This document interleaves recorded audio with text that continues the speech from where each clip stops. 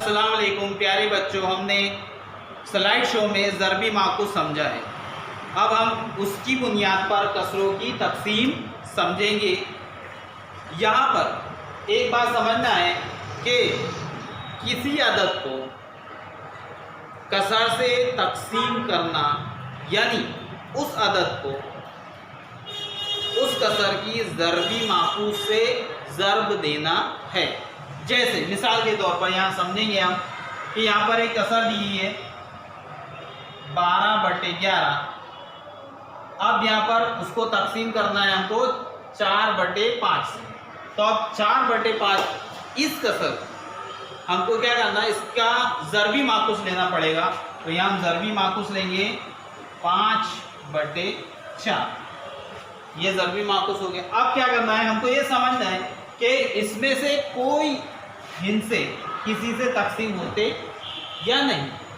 جیسے یہاں پر 5 سے 11 نہیں ہوتا، یہ بھی نہیں ہوتا، یہ بھی نہیں ہوتا، لیکن 4 سے 12 ہوگا، اس لیے اس کو یہاں تقسیم کریں گے 4 × 4 4 یا 12۔ یہ تقسیم ہو گیا۔ اب جو بچے ہوئے ہیں ہم اس کو الگ لکھیں گے تاکہ سمجھ میں آ جائے۔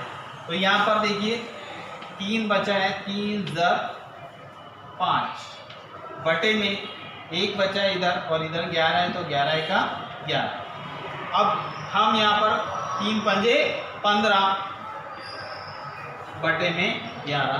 یہ اس کا تقسیم کا عمل ہو گیا اس کسر کا۔ اب دوسری مثال ہم سمجھیں گے۔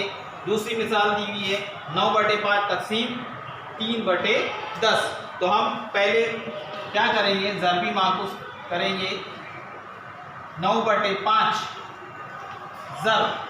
ضربی معکوس لکھیں گے اس کسر کا، تو وہ ہو جائے گا 10/3۔ اب یہاں کیا ہوگا کہ ہم کو یہ دیکھنا ہے کہ اس میں بھی جو ہندسے جو عدد تقسیم ہوتے ہیں پہلے ان کو تقسیم کر دیں گے۔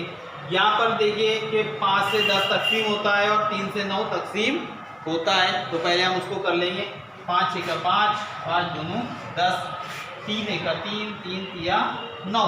اب جس طرح ہم نے یہاں پر لکھے تھے بچے ہوئے عدد، ویسے ہم یہاں پر لکھیں گے جو بچے ہوئے ہیں۔ تو یہاں پر پہلے اس میں 3 بچا بٹے میں 1 ہے، اس کو لکھنے کی ضرورت نہیں ہے، تو یہ 3 ضرب یہاں پر 2 ہے، اس کے بٹے میں 1 ہے، اس کو بھی لکھنے کی ضرورت نہیں ہے، تو یہاں پر 2 لکھ لیں گے۔ اب ان کی ضرب کریں گے 3 دونوں 6۔ اس طرح یہ تقسیم ان کسروں کی ہو گئی ہے۔ انشاءاللہ آپ کو اس عمل سے سمجھ میں آ گیا۔